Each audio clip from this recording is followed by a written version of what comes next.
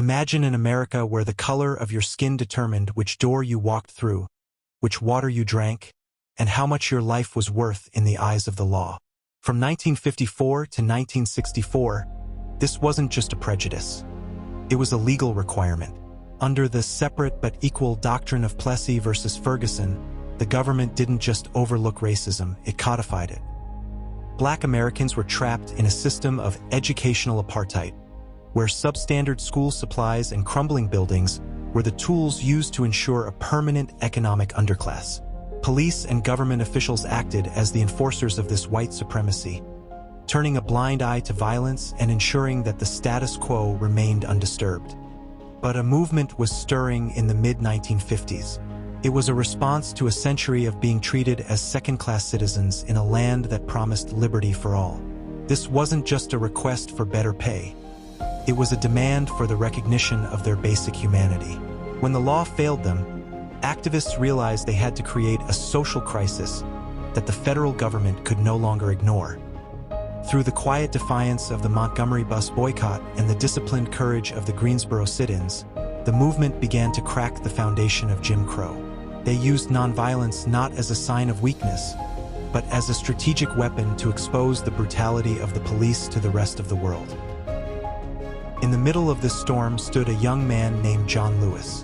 Born in 1940 to sharecroppers in Troy, Alabama, Lewis didn't just read about injustice, he lived it.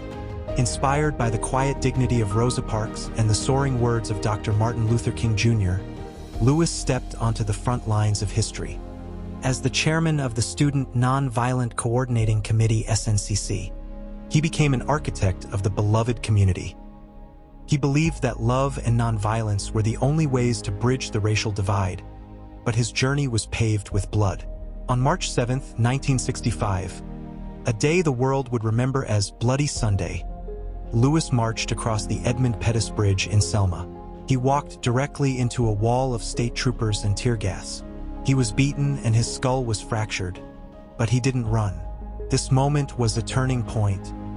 Because it was captured on television, millions of Americans saw the raw face of state-sponsored terror, making Lewis's work a direct and undeniable threat to the old world order. The echoes of those marching feet eventually reached the halls of power in Washington, D.C. The struggle resulted in two of the most transformative pieces of legislation in American history. The Civil Rights Act of 1964 finally tore down the whites-only signs outlawing discrimination in public life. Soon after, the Voting Rights Act of 1965 arrived like a hammer, shattering the illegal barriers of literacy tests and poll taxes that had silenced black voices for generations. The civil rights movement was more than a political shift. It was a moral victory.